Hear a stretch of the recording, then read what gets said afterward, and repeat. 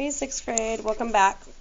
Like I said, this is a long lesson, so let's just keep on going. We are on letter C. There are 435 representatives and 100 senators serving in the United States Congress. How many identical groups with the same number of representatives and senators could be formed from all of Congress if we want the largest groups possible? How many representatives and senators would be in each group? All right. So we can go ahead, we can list all of our factors of each of these numbers.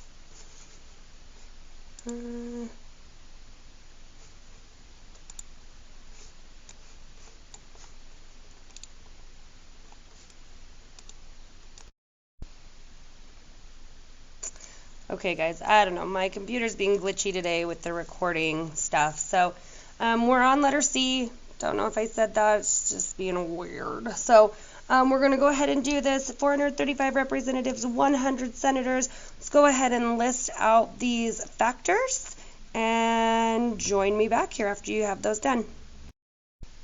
Okay, hopefully you guys got these listed out. Now this goes back to those divisibility rules that you guys did on Friday. So we're looking at this 435. Is 435 divisible by 1? Yes. So that's 1 times 435. Is 435 divisible by 2? No, it's not even. Is 435 divisible by 3? Well, are the sum of the digits divisible by 3? Well, 4 plus 5 is 9, plus 3 is 12. Is 12 divisible by 3? Yes, so 435 is divisible by 3. We can find out what its factor pair is, which is 145.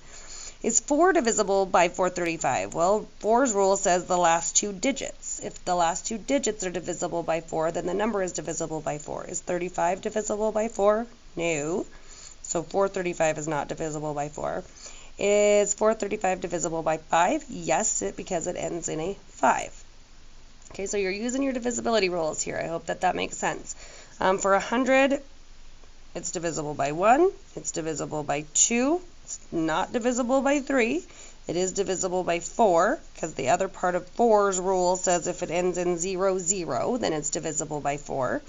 Is it divisible by 5? Yes, because it ends in a 0. So those are my factor pairs. So here I can find out that my greatest common factor is 5. Okay, my greatest common factor, 435 and 100 is 5. All right, so we can have 5 identical groups. Okay, we're going to have 5 identical groups.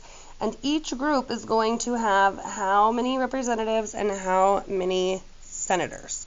So I really just like to think in my head, if I'm finding the greatest common factor, dividing both of these by 5.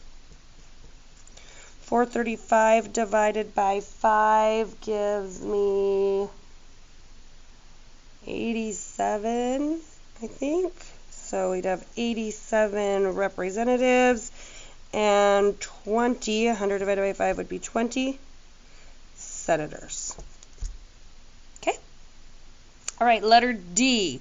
Is the greatest common factor of a pair of numbers ever equal to one of the numbers? Explain in an example. Is the greatest common factor of a pair of numbers ever equal to one of the numbers? Explain with an example. See if you guys can figure out an example and let's come back.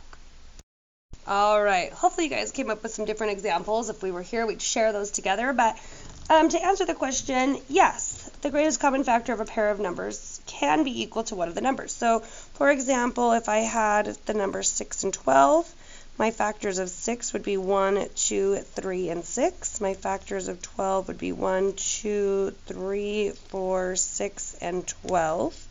Okay, my greatest common factor is 6, which is the number that I started with. Letter E. Is the greatest common factor of a pair of numbers ever greater than both numbers? Could the greatest common factor ever be greater than the two numbers? Well, no, right? No, it could not. Factors by definition are less than or equal to the number. Therefore, the greatest common factor cannot be greater than both numbers. Okay? All right. Switching gears now, let's see, that gets you guys through that next page on your worksheet. If you flip over to the next page, we have multiples and least common multiples. We're going to go ahead and whip these out real quick. Again, these are on your paper. Least common multiples. So we're going to list the multiples of each of these numbers. All right, so let's list our multiples of 9. That means we're counting by 9s. So 9, 18, 27, 36, 45, 54, 63, and so on.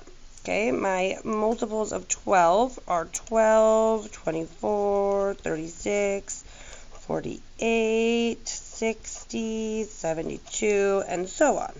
All right, so here I can see the least common multiple is 36. Okay. Let's see, what else is that it? That's it.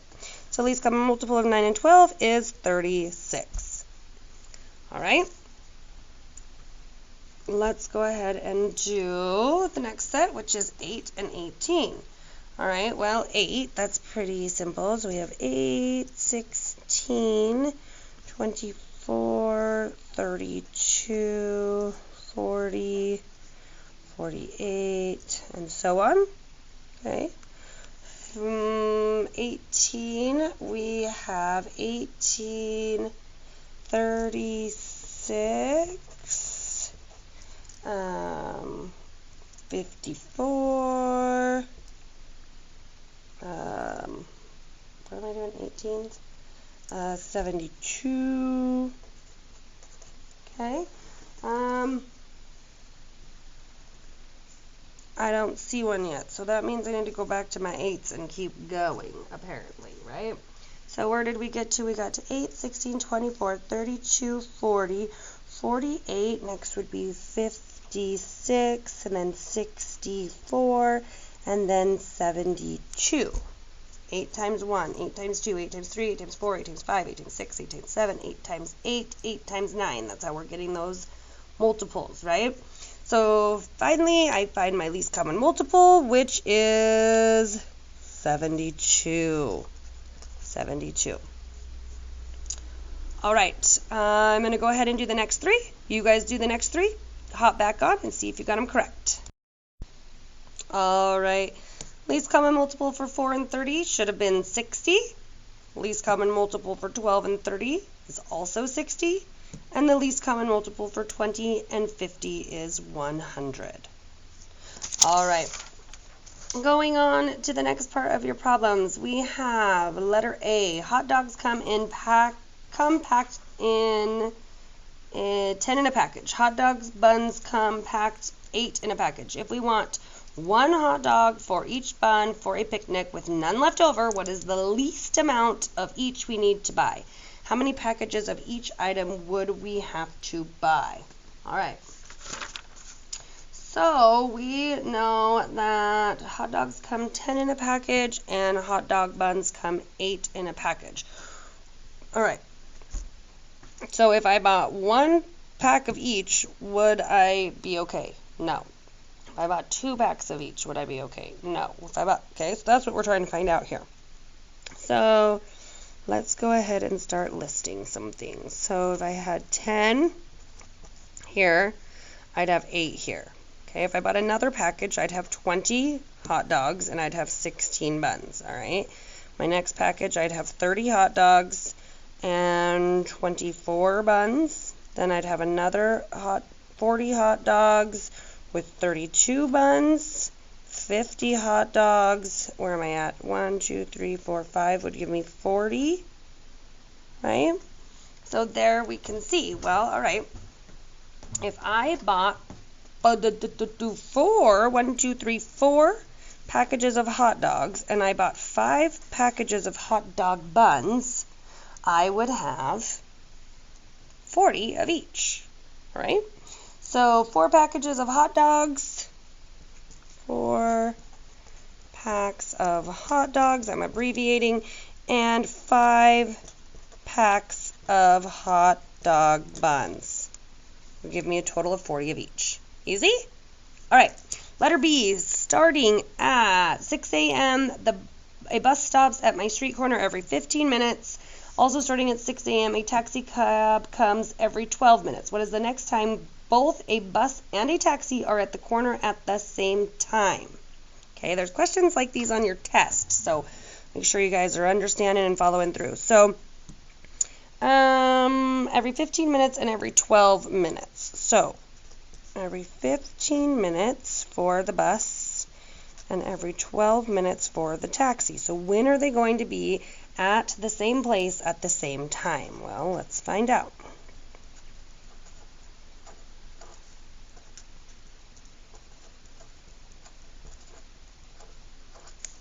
There it is. All right. So both a bus and a taxi arrive at the corner at what time? If the least common multiple is 60, okay, so this was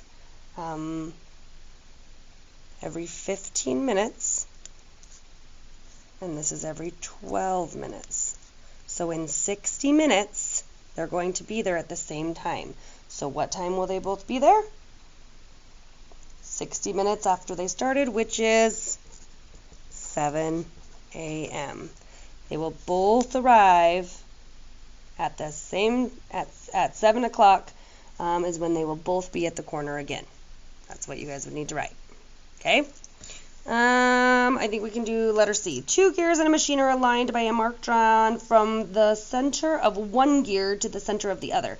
If the first gear has 24 teeth, think about a gear, right, and how they move like on a clock, I guess is the best way to think about it. And one goes, they have the teeth and they go around, right? So one has 24 teeth and the second has 40 teeth. How many times, how many revolutions of the first gear are needed until the marks line up again?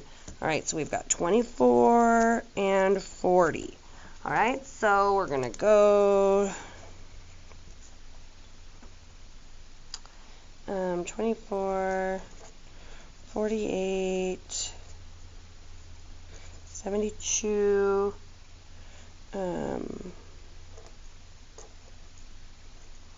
96, 120, and so then we'd go 40, 80, 120. So 120, during this time 120, so we would have to go, how many revolutions would the first gear, how many revolutions of the first gear are needed until the marks line up again? Okay, so how many revolutions did this one go? First revolution, second, third, fourth, and fifth. So this gear would need to go around 5 times. So the first gear would need 5 revolutions.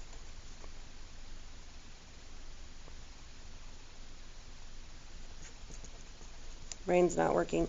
5 revolutions before the teeth match up again. Okay? You guys don't do this. You write it out, please. All right. Letter D. What is the least common? Is the least common multiple of a pair of numbers ever equal to one of the numbers? Is the least common multiple ever one of the numbers? Absolutely, it is. See if you can figure out an example to prove that. Letter E. Is the least common multiple of a pair of numbers ever less than both numbers?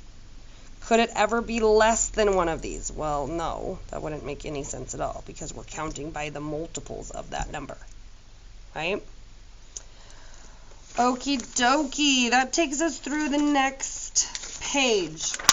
Go ahead and join me back on the next video, and I'm going to show you some really cool stuff now that we've done all of the hard legwork part. See you soon.